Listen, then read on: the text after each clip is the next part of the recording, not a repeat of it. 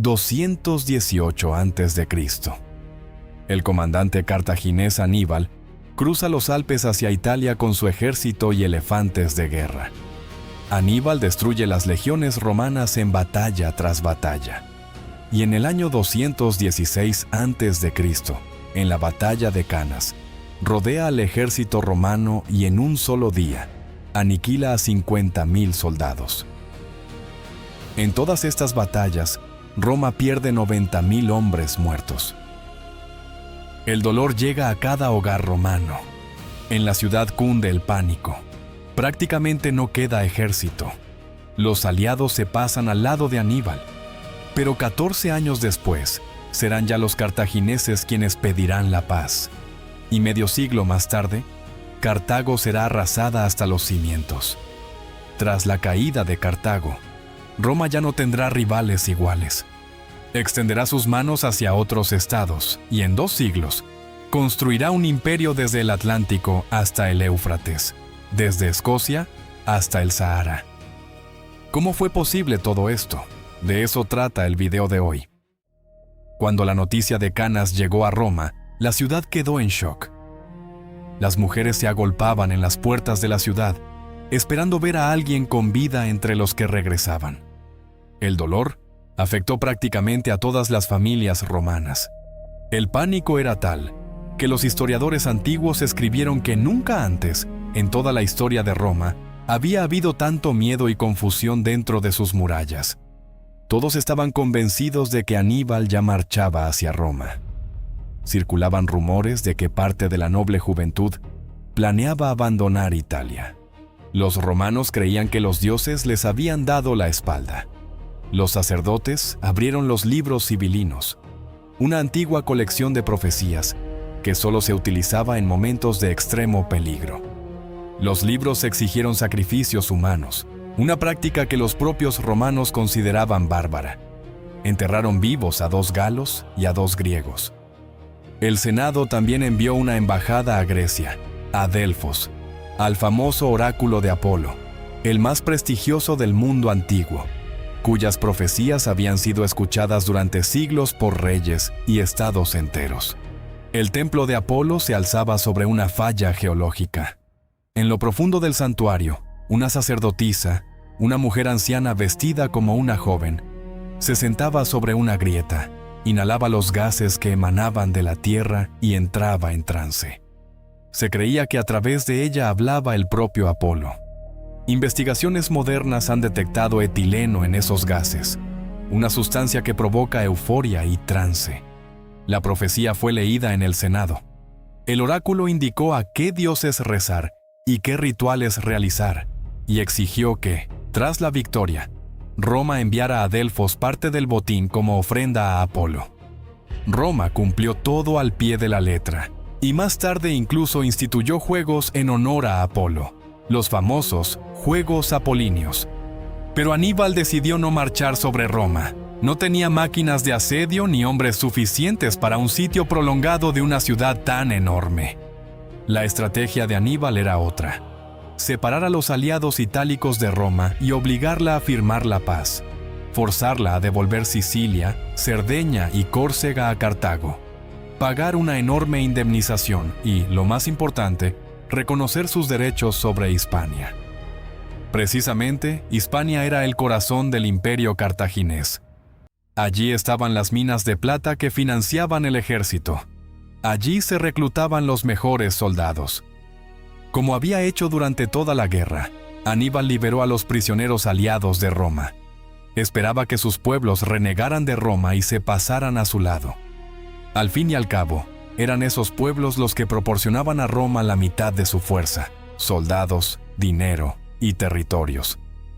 Aníbal envió a Roma como embajadores a 10 prisioneros romanos de las familias más nobles, poniéndolos bajo el mando de su compañero, el experimentado comandante Cartalón. Cuando Cartalón se acercó a la ciudad, se le ordenó abandonar el territorio romano antes del atardecer. Ni siquiera se permitió al enviado del vencedor de Canas entrar en la ciudad. A los prisioneros, en cambio, se les permitió entrar y fueron escuchados. Su misión era simple: suplicar personalmente al Senado que rescatara a sus compañeros del cautiverio, que padres y hermanos de los senadores los vieran vivos, que las familias presionaran al Senado. El rescate exigido era enorme. Aníbal hizo jurar a los 10 prisioneros que regresarían si el Senado se negaba. Fuera de la curia se reunía una enorme multitud: hombres, familiares de los cautivos, mujeres, madres, esposas, hermanas. Todos esperaban una decisión sobre la vida de sus seres queridos. El debate fue largo. Muchos se inclinaban a pagar el rescate, aunque fuera con dinero de sus propias familias. Entonces tomó la palabra uno de los senadores más ancianos, Tito Manlio Torcuato, uno de los hombres más respetados y severos de Roma. Torcuato dijo: «Estos hombres no son héroes, son los que se rindieron. Otros, los verdaderos romanos, rompieron el cerco cartaginés y regresaron por sí mismos a Roma. Y lo más importante, si Roma paga por los que se rindieron, destruirá la disciplina militar romana. Un soldado romano debe saber una sola cosa: rendirse significa morir». El Senado votó en contra del rescate y en contra de hacer la paz bajo cualquier condición. Cuando las madres, esposas y hermanas de los prisioneros escucharon la decisión, rompieron a llorar, suplicaron que cambiaran de opinión y maldijeron a los senadores. El Senado adoptó medidas sin precedentes. Prohibió pronunciar la palabra paz. Ya no debía haber ninguna negociación. El luto se limitó a 30 días. Se prohibieron las lágrimas públicas. En las puertas de la ciudad se colocó guardia para que nadie pudiera escapar. Y el Senado comenzó a reunir un nuevo ejército. De los 86,000 hombres que combatieron en Canas, quedaban en filas alrededor de 15,000. El Senado recurrió a medidas a las que Roma nunca antes había recurrido. Primero, se redujo la edad de reclutamiento. Empezaron a aceptar a muchachos de 17 años. Luego se perdonaron las deudas a los deudores y se liberó a los criminales, personas que, según las leyes romanas, ni siquiera tenían derecho a portar armas. A cambio, debían servir en las legiones. Y después Roma hizo algo que antes se consideraba impensable. El Senado decretó comprar a propietarios privados 8,000 esclavos jóvenes y fuertes, y ofrecerles la libertad a cambio del servicio militar. 9 de cada 10 embajadores prisioneros regresaron al campamento de Aníbal. Al 10º, que había roto su juramento, los romanos lo enviaron ellos mismos al campamento para no atraer la ira de los dioses. Aníbal, al enterarse de la decisión del Senado, envió a los prisioneros a ciudades portuarias y los vendió como esclavos. Después de Canas, el rey macedonio Filipo V vio su oportunidad e intentó concluir una alianza directa con Aníbal. Esto podía convertirse en una catástrofe para Roma. Un segundo frente desde el este, la falange macedonia, la flota, un desembarco en Italia. Pero cuando los embajadores de Filipo, regresando de Aníbal con el tratado firmado, fueron interceptados por la flota romana, el texto del acuerdo llegó a Roma. Al enterarse de los planes de Macedonia, los romanos realizaron una brillante operación diplomática. Concluyeron una alianza con la Liga Etolia en Grecia y luego con el rey de Pérgamo, Átalo I. Filipo se vio arrastrado a una guerra en su propio territorio, en Grecia. Nunca logró enviar ni un solo soldado a Aníbal. Roma, por su parte, participó mínimamente en la guerra contra Macedonia. Macedonia quedó neutralizada durante toda la guerra púnica. A finales del año 216, Roma ya tenía nuevamente un ejército, mal entrenado, compuesto en su mayoría por adolescentes, esclavos y prisioneros. En todos los enfrentamientos anteriores contra Aníbal, Roma había perdido. Entonces recordó a un hombre al que poco antes había ridiculizado, Quinto Fabio Máximo. Ya había sido nombrado dictador antes de Canas. Su estrategia era no entablar batalla con Aníbal bajo ninguna circunstancia. Seguirlo de cerca, interceptar exploradores, destruir pequeños destacamentos, arrasar los campos en su camino, desgastarlo. Los romanos odiaban esta táctica. Le dieron a Fabio el apodo burlón de Cunctator, el lento, el cobarde. Para el orgullo romano, la táctica de la demora era humillante. Finalmente, Fabio fue apartado del mando. Pero después de Canas, Roma aprendió la lección y devolvió el mando a Fabio, y nombró como segundo cónsul a Marco Claudio Marcelo. A Fabio lo llamaron el escudo de Roma, y al cónsul Marcelo, que era el único que a veces ganaba combates locales contra Aníbal, lo llamaron la espada de Roma. El escudo y la espada trabajaban juntos. Fabio protegía, Marcelo golpeaba. Y en esta guerra de desgaste, Roma tenía una enorme ventaja que Aníbal no poseía. Combatía en su propio territorio. Estaba cohesionada y contaba con suministro constante. Aníbal y su ejército, en cambio, fueron abandonados por Cartago. Durante los 15 años que duró la guerra, Cartago desde África envió solo una vez un pequeño destacamento. La razón de esta traición era trivial. El Senado cartaginés estaba dividido en dos facciones. Por un lado, la familia de los Bárquidas, a la que pertenecía el propio Aníbal. Por otro, la vieja aristocracia cartaginesa encabezada por Janón el Grande, antiguo enemigo político de los Bárquidas. Mientras Aníbal luchaba en Italia, Janón controlaba el Senado y saboteaba a su propio general. En la historia se conserva una escena célebre. Después de Canas, el hermano de Aníbal, Magón, llegó a Cartago con un informe sobre la gran victoria. Para mostrar su magnitud, volcó ante los senadores un saco de anillos de oro, retirados de los dedos de los jinetes romanos caídos. Magón pidió al Senado refuerzos para su hermano, dinero, soldados, barcos. Entonces se levantó Janón y dijo: si Aníbal está venciendo, no necesita refuerzos. Si no está venciendo, ¿para qué dárselos? El Senado estuvo de acuerdo con Hanón. Magón se marchó casi con las manos vacías. Si Aníbal hubiera derrotado a Roma, los Bárquidas se habrían convertido en una fuerza intocable. Janón y su facción habrían perdido el poder. La élite cartaginesa temía más la victoria de Aníbal que su derrota.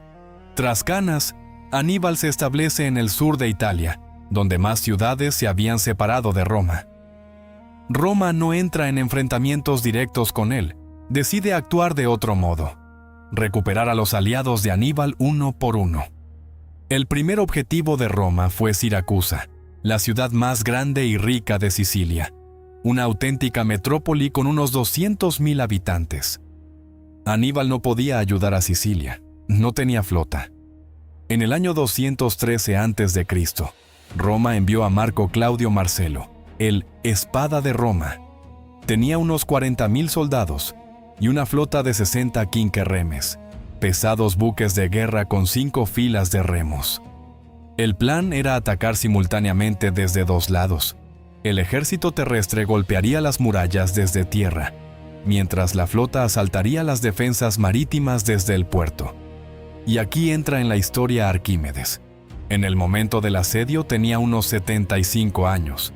Ya era famoso en todo el mundo griego, matemático, ingeniero y astrónomo que había vivido toda su vida en Siracusa. Mucho antes de la invasión romana, había creado por encargo del rey de Siracusa un sistema defensivo para la ciudad. Para el momento del asedio, las murallas estaban llenas de sus ingenios. Arquímedes diseñó un sistema de catapultas de distintos calibres. Unas alcanzaban largas distancias, otras medias, y otras disparaban a quemarropa a través de troneras. Los barcos romanos eran atacados ya al acercarse, y el fuego solo aumentaba con la proximidad. Piedras de hasta 250 kilogramos atravesaban las cubiertas y hundían los barcos. Los escorpiones eran catapultas ligeras que disparaban a través de pequeñas aberturas en las murallas. Acercarse a la pared era imposible. Las garras de Arquímedes estaban instaladas en las murallas que daban al puerto. Eran enormes grúas con brazos móviles. De ellas colgaba un gancho de hierro sujeto por cadenas. Cuando un barco romano se acercaba, el gancho lo atrapaba por la proa, lo elevaba y luego lo soltaba bruscamente. El barco caía, se llenaba de agua y se hundía. También había grúas especiales para arrojar piedras y plomo sobre los barcos que lograban acercarse a las murallas. Los barcos romanos se hundían bajo las piedras, eran levantados por los ganchos y luego dejados caer. Marcelo construyó una máquina de asedio especial, la zambuca. 2 quinquerremes unidas con una enorme escalera para desembarcar soldados directamente en las murallas. Arquímedes destruyó la zambuca con una sola piedra lanzada por una catapulta. Por tierra ocurría lo mismo. No se podía acercar a las murallas, ni colocar escaleras, ni usar arietes. Se llegó al punto de que los soldados romanos huían en pánico al ver cualquier cuerda o viga que sobresaliera de la muralla, pensando que era otro invento de Arquímedes. Marcelo decía que no luchaba contra hombres, sino contra un gigante de 100 brazos salido de los mitos. Al no encontrar forma de romper la defensa, abandonó los asaltos y pasó al bloqueo. Siracusa resistió cerca de 2 años. En el 212 a.C., durante una festividad de Artemisa de 3 días, con abundante vino, un oficial romano notó que un sector de la muralla cerca de la torre Galeagra estaba débilmente vigilado. Los romanos colocaron escaleras en secreto por la noche y lograron entrar. Pero Siracusa no se rindió fácilmente. Los romanos tomaron la ciudad barrio por barrio durante varios meses.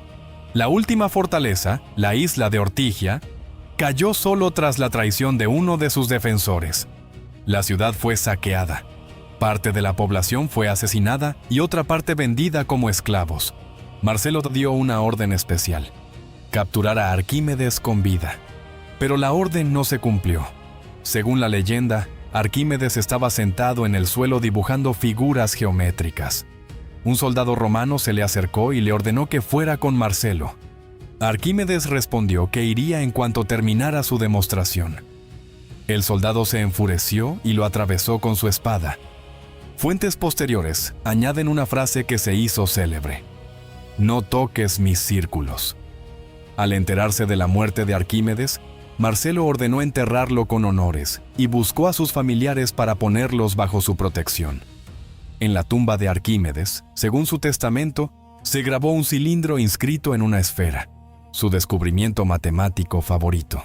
Luego Roma dirigió sus tropas hacia Capua, la segunda ciudad más grande que se había pasado al bando de Aníbal.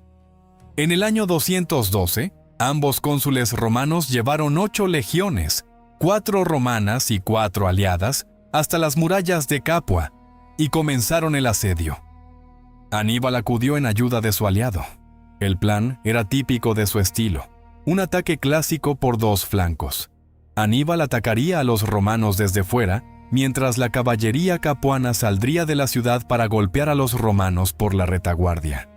Los romanos quedarían atrapados, pero los romanos dividieron sus fuerzas. Un ejército consular se volvió contra los capuanos desde el lado de la ciudad, el otro contra Aníbal. La caballería capuana tuvo éxito al principio, pero la infantería romana resistió y contraatacó, empujando a los capuanos de vuelta hacia las murallas. Al ver que la coordinación se había derrumbado, Aníbal evitó involucrarse en una batalla prolongada y se retiró. Su ejército sobrevivió, pero no logró salvar a Capua. Entonces los romanos construyeron alrededor de Capua 2 líneas de fortificaciones. La interior, orientada hacia la ciudad, contra las salidas de los sitiados. La exterior, orientada hacia afuera, contra los intentos de Aníbal de romper el cerco. Entre ambas líneas se encontraban los campamentos romanos, protegidos por ambos lados: foso, terraplén, empalizada, torres de vigilancia. La longitud de las fortificaciones, varias decenas de kilómetros. Capua quedó completamente aislada del mundo exterior. La ciudad empezó a pasar hambre. Aníbal intentó romper el cerco. Se desplazó por regiones de Italia y devastó todo lo que pudo, esperando que los saqueos y las derrotas de ejércitos romanos secundarios obligaran a Roma a levantar el asedio. Pero Roma, habiendo aprendido de sus derrotas anteriores, no cayó en la provocación y mantuvo el asedio. Para la primavera del 211, en Capua, había una verdadera hambruna. Ya no quedaban esperanzas de salvación. Entonces Aníbal hizo lo último que podía. Marchó rápidamente hacia la propia Roma. El cálculo era simple. Roma no dejaría su capital sin defensa por mantener el asedio de una ciudad ajena. Los romanos tendrían que levantar el asedio de Capua para defender Roma. Cuando en Roma supieron que Aníbal estaba a una jornada de la ciudad, cundió el pánico. Fue en esos días cuando nació la famosa frase con la que durante siglos las madres romanas asustaban a sus hijos desobedientes: Hannibal ad portas. Aníbal está a las puertas. Pero el Senado tomó una decisión sin precedentes: no levantar el asedio de Capua, solo enviar parte de las tropas a Roma para su defensa. Las fuerzas principales continuarían manteniendo el cerco. Aníbal llegó a las murallas de Roma y estableció su campamento junto al río Anio, a 5 kilómetros de la ciudad. Personalmente salió a reconocer el terreno. Inspeccionó las puertas tras las cuales se encontraba la ciudad. Permaneció varios días ante Roma. Intentó provocar a los romanos a una batalla abierta, pero estos no salieron. No tenía medios para asaltar las murallas. Carecía de máquinas de asedio. Aníbal esperó unos días y se retiró. Y unas semanas después, Capua se rindió. 27 senadores capuanos se suicidaron, celebrando un banquete con veneno. A los 53 senadores restantes, los romanos los azotaron con látigos y luego los decapitaron. En ese mismo momento llegó desde Roma una orden de detener las ejecuciones, pero el mensajero llegó tarde. El senador romano ya había ejecutado a todos. Según la leyenda, deliberadamente no recibió al mensajero hasta terminar las ejecuciones para no violar formalmente la orden. Fue una lección para todos los demás aliados de Aníbal. Y los aliados de Aníbal comenzaron a rendirse uno tras otro. Mientras Aníbal intentaba sin éxito mantener a sus aliados en Italia, en el oeste se abría un segundo frente. En Hispania, el corazón del imperio cartaginés. Al principio allí mandaban los hermanos Escipión, pero ambos murieron. Luego el mando lo asumió Publio Cornelio Escipión, de 25 años, hijo y sobrino de los comandantes caídos. Según las leyes romanas, era demasiado joven incluso para cargos menores, sin hablar del mando de toda una provincia. Pero nadie quería ir a Hispania. La provincia se consideraba maldita. Escipión fue el único que presentó su candidatura. En pocos años hizo lo que nadie esperaba. Tomó la inexpugnable Nueva Cartago, la principal base cartaginesa con tesoro y almacenes. Y en el año 208, en la batalla de Bécula, derrotó al ejército de Asdrúbal Barca, el hermano menor de Aníbal. Pero Asdrúbal, con los restos de su ejército y el tesoro, logró escapar de Escipión y marcharse hacia el norte. Planeaba repetir la hazaña de su hermano, cruzar los Alpes, unir los dos ejércitos y marchar juntos sobre Roma. Asdrúbal logró cruzar los Alpes y envió una carta a su hermano indicando el lugar de encuentro. 6 jinetes llevaron esta carta a través de toda Italia, atravesando territorios romanos. Cerca de Tarento fueron interceptados por una patrulla romana. La carta fue entregada al cónsul Cayo Claudio Nerón. Él se encontraba en el sur de Italia, observando a Aníbal. Y Nerón hizo algo que los comandantes romanos casi nunca se atrevían a hacer. Violó las instrucciones del Senado y tomó una decisión por su cuenta. Seleccionó a 7,000 de los mejores soldados. A los demás les ordenó simular la vida normal del campamento: hogueras, guardias, movimiento, para que Aníbal no notara que parte del ejército había desaparecido. Y de noche marchó hacia el norte.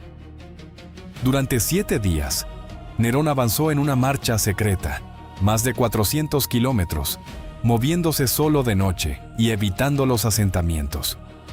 Nerón llegó al campamento del segundo cónsul, Marco Livio Salinator, que estaba frente a Asdrúbal, en plena noche, para que Asdrúbal no notara que las fuerzas romanas se habían duplicado. Los soldados de Nerón se alojaron en las mismas tiendas que los de Livio. Desde fuera, el campamento parecía igual. El mismo número de hogueras, la misma extensión. Por la mañana, Asdrúbal sacó a su ejército a la batalla, y casi de inmediato notó algo extraño. Entre las trompetas romanas sonó una señal adicional, una señal que solo se daba en presencia de un segundo cónsul. Los caballos en las filas romanas parecían exhaustos, señales de una larga marcha. Asdrúbal comprendió que había caído en una trampa. La batalla fue brutal. Asdrúbal, al ver que todo estaba perdido, se lanzó al centro de los romanos y murió combatiendo. Nerón, sin perder tiempo, regresó con la misma rapidez y de forma igualmente secreta. Cuando volvió a su campamento en el sur, Aníbal ni siquiera se dio cuenta de que el cónsul se había ausentado. Nerón llevó consigo la cabeza cortada de Asdrúbal y ordenó lanzarla al campamento de Aníbal. Aníbal miró largo tiempo la cabeza sin decir palabra y finalmente dijo: «Ahora conozco el destino de Cartago».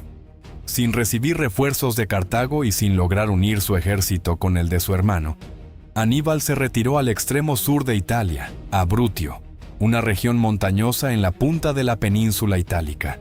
Allí permanecería otros 4 años, sin utilidad y casi sin representar peligro.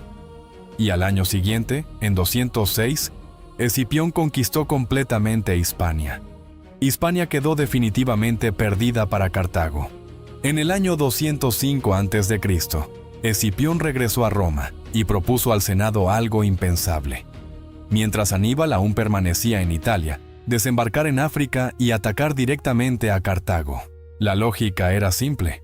A Aníbal no se le podía expulsar de Italia por la fuerza, pero si la propia capital de Cartago estaba amenazada, ellos mismos llamarían a Aníbal de regreso. El principal opositor al plan era el viejo Fabio Máximo, el mismo Cunctator, el que retrasaba, quien había salvado Roma evitando el combate directo. Ahora era princeps del Senado, el hombre de mayor autoridad en Roma. Fabio decía: «El joven busca gloria, pero expone a Roma a un riesgo insensato. Si la expedición fracasa, Roma no tendrá reservas». El debate duró varios días. Finalmente, el Senado entregó a Escipión el mando de 2 legiones. En 204, Escipión desembarcó en África. Allí encontró de inmediato un aliado local, el príncipe númida Masinisa, expulsado de su reino y que lo había perdido todo. Escipión lo apoyó y le ayudó a recuperar el trono. A cambio, obtuvo la mejor caballería del norte de África. La misma caballería númida que había combatido en la batalla de Canas del lado de Aníbal. Escipión llevó a cabo negociaciones de paz falsas con los cartagineses. Enviaba regularmente embajadores al campamento cartaginés y, disfrazados de sirvientes, iban sus oficiales, que observaban cuidadosamente la disposición del campamento, el material de las tiendas y las distancias entre los puestos. Cuando las negociaciones llegaron definitivamente a un punto muerto, Escipión atacó de noche ambos campamentos al mismo tiempo y los incendió. Las tiendas estaban hechas de caña y pieles y ardían como antorchas. Según distintas estimaciones, murieron hasta 40.000 hombres. El ejército cartaginés en África dejó de existir en una sola noche. Cartago entró en pánico e hizo exactamente lo que Escipión esperaba: llamó a Aníbal de Italia. Aníbal recibió la orden. Tenía 45 años. No había estado en África durante 35 años. Se había marchado a Hispania siendo un niño junto a su padre. Ahora regresaba para salvar una patria que casi no recordaba. En el año 202 a.C., los ejércitos se encontraron en la llanura cerca de la ciudad de Sama. Aníbal disponía de 40.000 infantes, 80 elefantes y 4.000 jinetes. Catastróficamente poco para Aníbal, que estaba acostumbrado a vencer mediante maniobras de caballería. Escipión tenía 35.000 infantes y 6.000 jinetes. Antes de la batalla, Aníbal pidió una reunión personal con Escipión. Se encontraron en el campo, acompañados solo por intérpretes. Fue uno de los encuentros más célebres de la antigüedad. Los 2 mayores generales de su tiempo, cara a cara. Aníbal propuso la paz. Cartago entregaría todo lo que poseía fuera de África. Reconocería la supremacía romana y pagaría una indemnización. Habló de lo cambiante de la fortuna. Él mismo había sido joven y victorioso, como ahora Escipión, y ahora se presentaba como suplicante, y advirtió: cuanto más alto se asciende, más dura es la caída. Era mejor aceptar una paz segura que arriesgarlo todo en una sola batalla. Escipión respondió: habrá paz, pero después de la batalla y en las condiciones del vencedor. Se separaron. Al día siguiente, Aníbal colocó al frente de su ejército una línea de 80 elefantes de guerra, una fuerza destinada a romper el frente romano. Pero Escipión ya sabía cómo combatía a Aníbal. Dispuso los manípulos no en formación escalonada, como era habitual, sino alineados uno tras otro, con corredores entre ellos.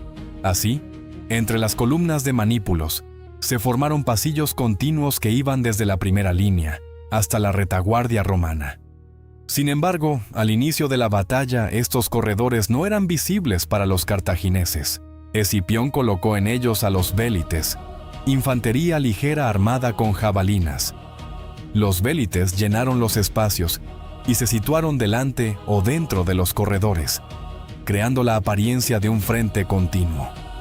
Cuando los cartagineses lanzaron a los elefantes hacia adelante, las trompetas y cuernos romanos sonaron con tanta fuerza y brusquedad que parte de los elefantes, asustados por el ruido, se dieron la vuelta y arrollaron a su propia caballería cartaginesa en ambos flancos. Los vélites romanos se retiraron por los corredores, y los elefantes avanzaron por esos pasillos dentro de las filas romanas, causando casi ningún daño. Aprovechando esto, la caballería romana atacó por ambos flancos a la caballería de Aníbal y la puso en fuga. En los primeros momentos de la batalla, Aníbal quedó sin caballería en ambos lados. Fue una catástrofe. Toda la carrera militar de Aníbal se basaba en la maniobra de la caballería. En Canas, precisamente la caballería, tras rodear la formación romana, golpeó por la retaguardia y decidió la batalla. Ahora, Aníbal solo tenía el centro de infantería, y ese centro lo organizó con inteligencia. 3 líneas. En la primera, mercenarios, galos, ligures, honderos baleares. En la segunda, ciudadanos cartagineses y libios. En la tercera, a cierta distancia, los veteranos que había traído de Italia, los mismos que habían cruzado con él los Alpes, el lago Trasimeno y Canas, la mejor infantería del Mediterráneo. Escipión dispuso también sus legiones en 3 líneas: Astati, Príncipes y Triari. Las primeras líneas chocaron. Los mercenarios cartagineses resistieron, pero los romanos los empujaron.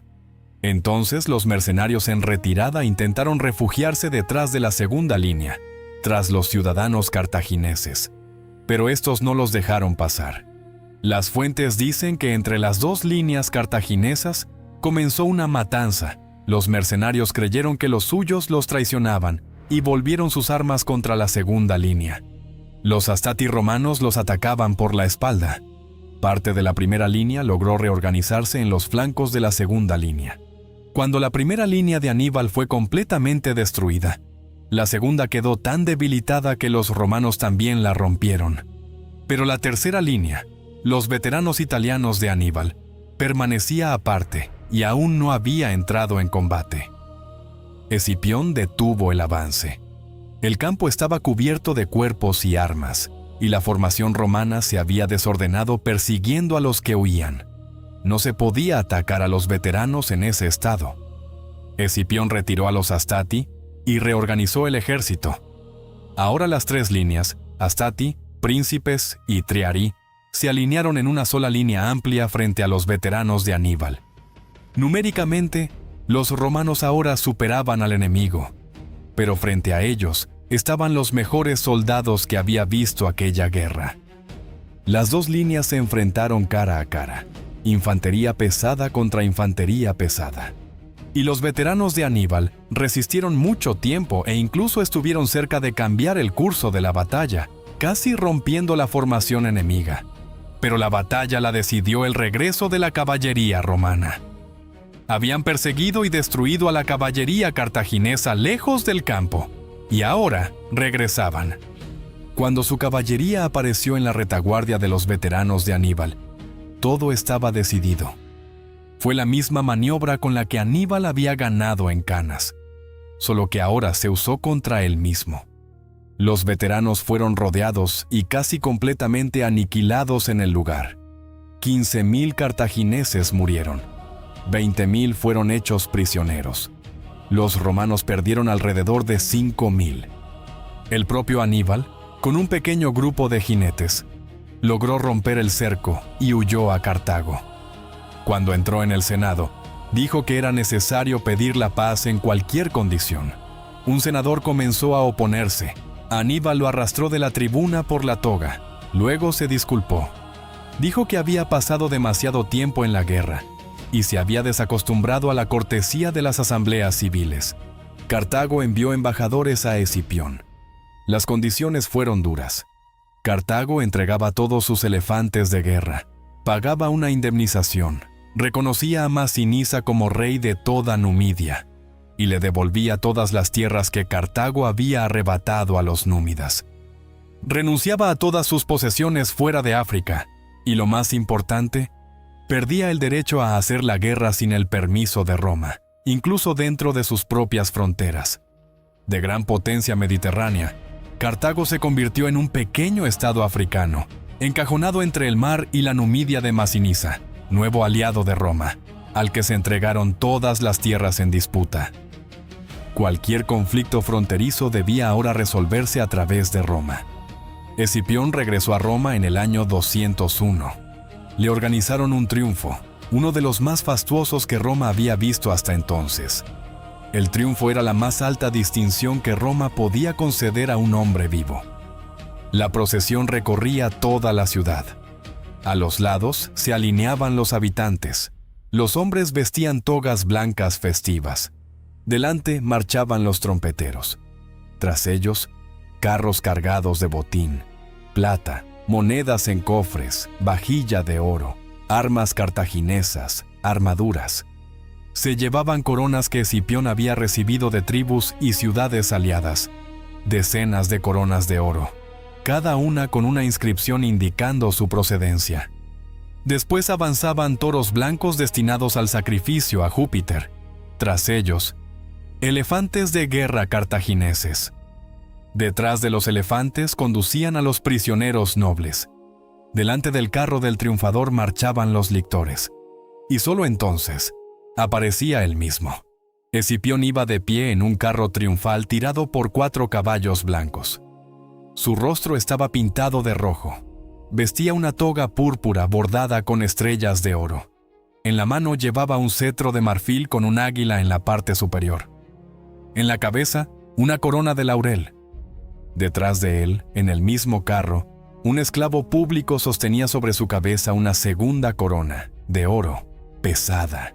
Y según la leyenda, de vez en cuando el esclavo le susurraba al oído una frase: «Recuerda que eres humano». El triunfador no debía olvidar que era mortal y que los dioses eran celosos de la gloria ajena.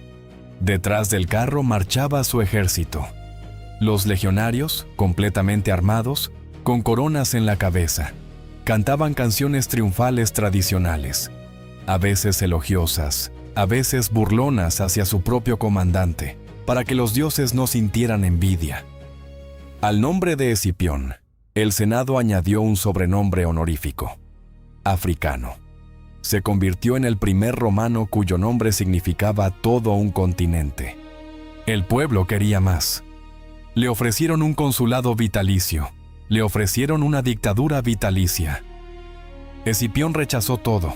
Tenía 33 años, estaba en la cima, pero sobre cómo giraría su destino hablaremos un poco más adelante. Y Aníbal permaneció en Cartago. Fue elegido sufete, el más alto magistrado de Cartago, y comenzó reformas. Fueron 2, y ambas golpearon a la aristocracia. La primera, Aníbal ordenó una auditoría del tesoro estatal y descubrió lo que todos ya sospechaban. Cartago podía pagar la indemnización a Roma sin nuevos impuestos sobre el pueblo llano, si los aristócratas y funcionarios no malversaran el tesoro ni evadieran tributos. Aníbal obligó a los saqueadores a devolver lo robado y cobró antiguas deudas a quienes llevaban décadas sin pagar. Después de esto, Cartago comenzó a pagar la indemnización por adelantado. La segunda, Aníbal atacó al órgano más poderoso de la oligarquía cartaginesa, el Consejo de los 104. Era el Tribunal Supremo, compuesto por jueces que ocupaban el cargo de por vida y se cooptaban entre ellos, es decir, elegían a nuevos miembros dentro de su propio círculo. En esencia, un club hereditario que controlaba el Estado. Aníbal promulgó una ley: los jueces serían elegidos por voto directo de los ciudadanos. El mandato sería de 1 año y no podrían ocupar el cargo 2 años consecutivos. La vieja aristocracia, los mismos que en su día habían saboteado a Aníbal en el Senado, envió una denuncia a Roma. En ella se afirmaba que Aníbal mantenía negociaciones secretas con el rey seleucida, Antíoco III, y preparaba una nueva guerra. Roma exigió la entrega de Aníbal. En el año 195, Aníbal huyó. El resto de su vida tuvo que vagar de un lugar a otro. Su último refugio fue Bitinia, un pequeño reino en la costa sur del Mar Negro. El rey local, Prusias, acogió a Aníbal y le concedió una propiedad. Pero en el año 183, Roma descubrió su paradero y exigió su entrega. Prusias aceptó y envió un destacamento de soldados para rodear la casa de Aníbal y capturarlo. Aníbal había esperado ese día. Había construido de antemano 7 salidas secretas en la casa. Cuando los soldados rodearon la finca, los sirvientes informaron de que todas las salidas estaban bloqueadas por la guardia. Entonces comprendió que no había escapatoria y tomó veneno. Tenía 64 años. Según Livio, sus últimas palabras fueron: «Liberemos a los romanos de un largo temor, ya que les parece demasiado larga la espera de la muerte de un anciano». Y Cartago, privada de ejército y de flota militar, se convirtió en una ciudad comercial. Pagó la indemnización completamente y a tiempo. El puerto funcionaba, los almacenes estaban llenos, la población crecía. Se transformó en una próspera polis mercantil. Pero en Roma este crecimiento provocó temor. Cuando en el año 153 una embajada romana fue enviada a Cartago, quedaron sorprendidos. La ciudad que conocían como derrotada y desangrada, ahora se alzaba rica y populosa. Desde ese momento, en el Senado, en cada sesión, se repetía la frase: «Cartago debe ser destruida». Pronto Roma declaró una nueva guerra, la Tercera Guerra Púnica. Duró 3 años. En el 146, Cartago fue incendiada y destruida. En el lugar de la ciudad, los romanos trazaron un surco con el arado, un antiguo rito de maldición que significaba que allí nunca más debía existir una ciudad. La tierra fue consagrada a los dioses del inframundo. Tras la caída de Cartago, Roma no tuvo rivales en el Mediterráneo. En el centro de la historia del mundo, ahora se encontraba Roma. El historiador griego Polibio escribe: «Antes de la guerra contra Aníbal, los acontecimientos del mundo estaban dispersos.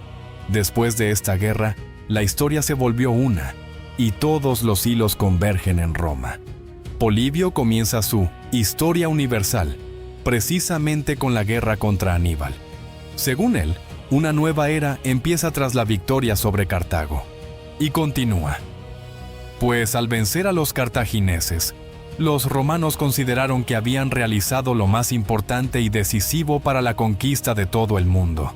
Y por ello, por primera vez, se atrevieron a extender su mano hacia otras tierras. En los 2 siglos siguientes, Roma construirá un enorme imperio, desde el Océano Atlántico hasta el río Éufrates, desde la frontera de Escocia hasta el Sáhara. El mar Mediterráneo quedará en el centro de este imperio y se convertirá en su mar interior. En cuanto a Escipión, comenzará una lucha política. Será acusado de apropiarse de fondos públicos y se retirará a su propiedad. Morirá en el mismo año que Aníbal, en el 183, y dejará dispuesto ser enterrado en su propia finca, y según la tradición, ordenará que se grabe en su tumba: «Patria ingrata, ni siquiera mis huesos tendrás.